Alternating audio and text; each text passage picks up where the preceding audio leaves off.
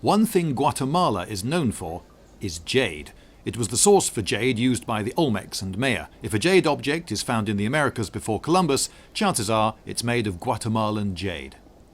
Lumps of purest jade, nearly ready for harvest on the jade tree. No, wait, they're avocados. The Jade Museum, Antigua, Guatemala. At the door was a man with a pump-action shotgun. Apparently they don't allow them assault rifles. Here they turn, by various stages, lumps of greenish rock into artifacts, such as this jade marimba, Guatemala's national instrument. We've got loads of examples of jade here, as well as fake jade. This is the real thing, and they give this to people to heft, because it's heavy. The Guatemalan jade is very heavy. One significance of this being that you can't make huge, elaborate statues out of it, because they tend to break under their own weight. Another thing you've got to remember is that when you see kings bedecked in vast amounts of jade jewellery, they are really weighed down, so it wouldn't have been for everyday wear.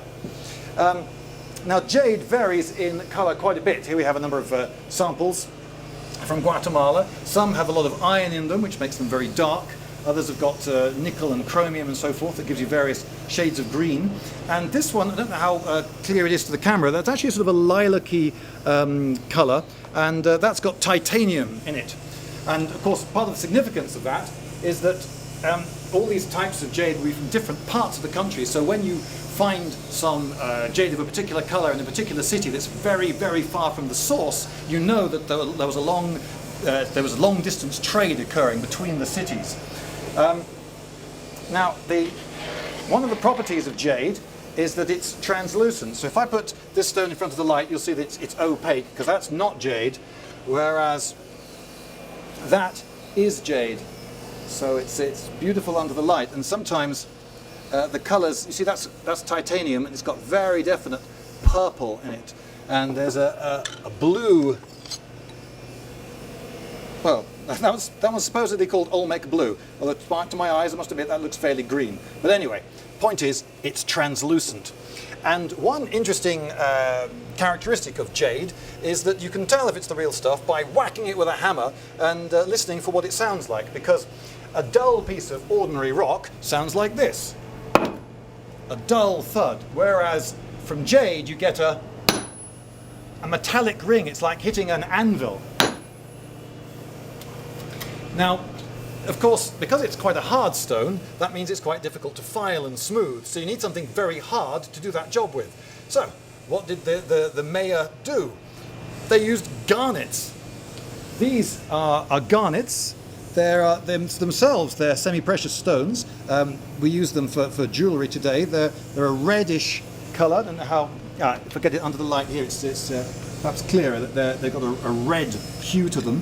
And they would grind these up, and then they would get gum and put gum on a piece of wood and then put the dust of the garnets on, and that would then become a file which they would use to work and file their way into this very hard stone.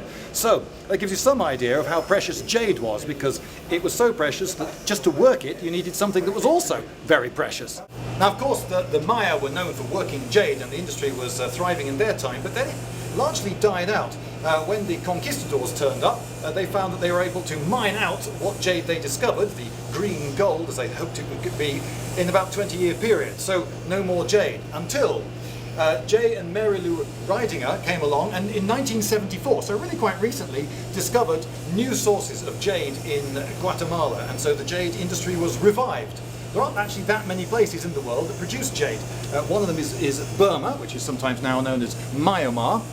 It requires a particular set of geological circumstances to come together.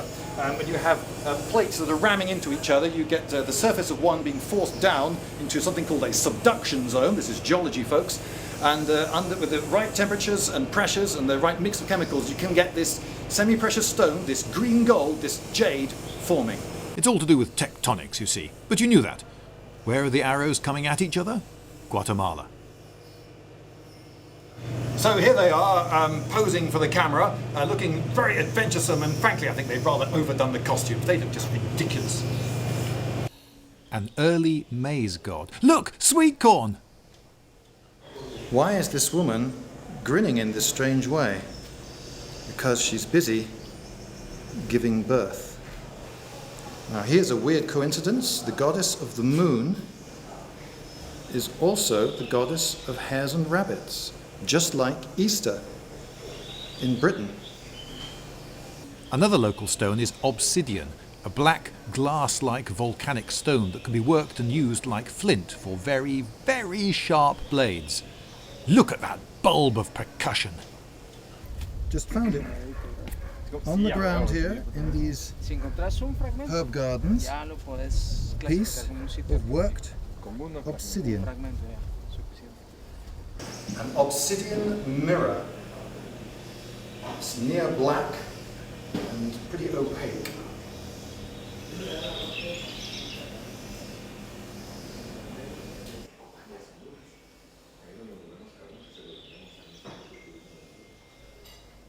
I'm Batman. Here's a weird one. They had wheels that appear on these things, which might be toys, but not on machines or transport. Guys, wheels! Really useful, come on!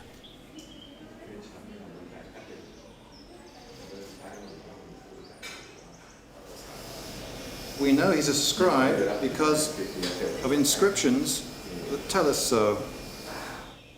A box, and the result of some 3D puzzle solving.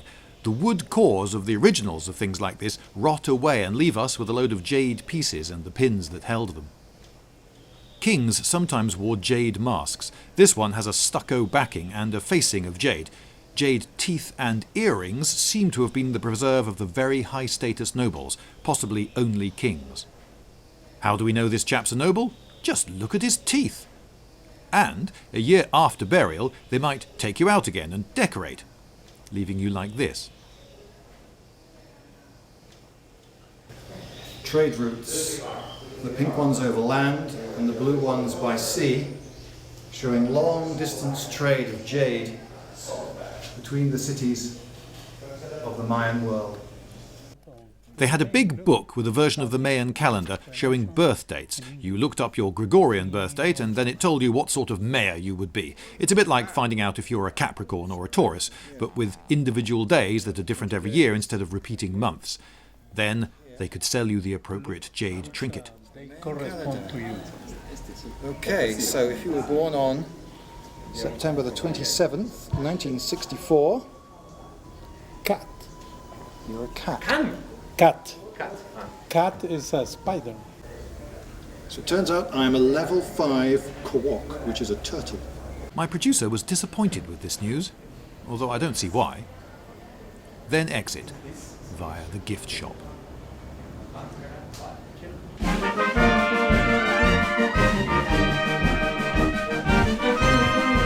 Lindybeige!